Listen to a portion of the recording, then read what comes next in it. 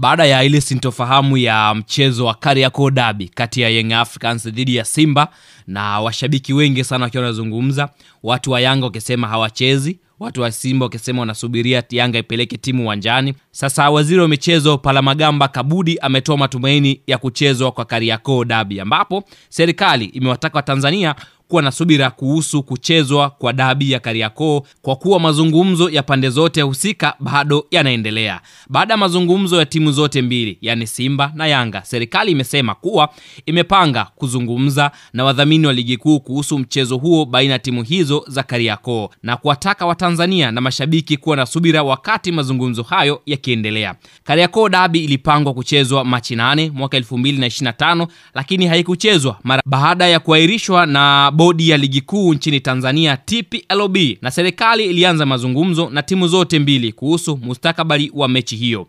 Akizungumza jana Jumatano Aprili 14 mwaka 2025 kuhusu mafanikio ya Wizara ya Habari, Utamaduni, Sanaa na Michezo kwa kipindi cha miaka 4 ya serikali ya awamu ya 6 jijini Dodoma, waziri wa wizara hiyo Profesa Palamagamba Kabudi alisema mazungumzo kuhusu dabi hiyo yamefanyika na yapo katika hatua nzuri baada ya mazungumzo kwa pande zote mbili, yaani wawakilishi kutoka upande wa Simba na wawakilishi kutoka katika upande wa Yanga. Lakini pia amesema kwa mujibu wa kanuni za shirikisho la mpira wa miguu duniani FIFA na lile la Afrika CAF, serikali hairuhusiwi kuingilia masuala ya mpira, ila kinachoendelea ni kuzikutanisha timu hizi ili waweze kufanya muafaka kuhusu dabi hiyo iweze kuchezwa tena. Alisema kwamba Machi 17 walikutana na timu zote mbili, Simba na Yanga, na mpango wa sasa ni kukutana na wadhamini, yaani benki ya NBC, lengo likiwa ni kuwakutanisha wao ili waweze kuzungumza pamoja na TFF na bodi ya ligi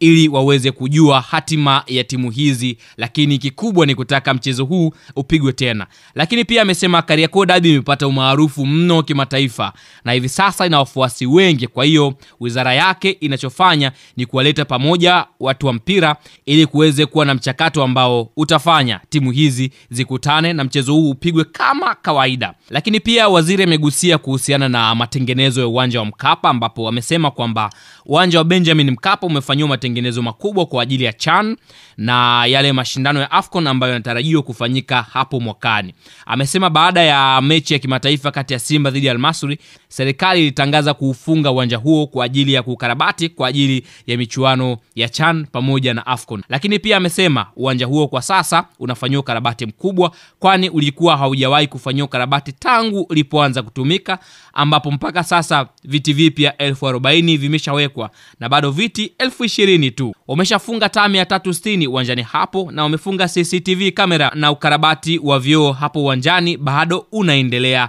Lakini kuna matengenezo makubwa ambayo yamefanyika, kwani baada ya mchezo kati ya Simba dhidi ya Al-Masry, mvua kubwa ilionyesha kwa muda wa saa 2 uliharibu kabisa miundombinu ya uwanja huo.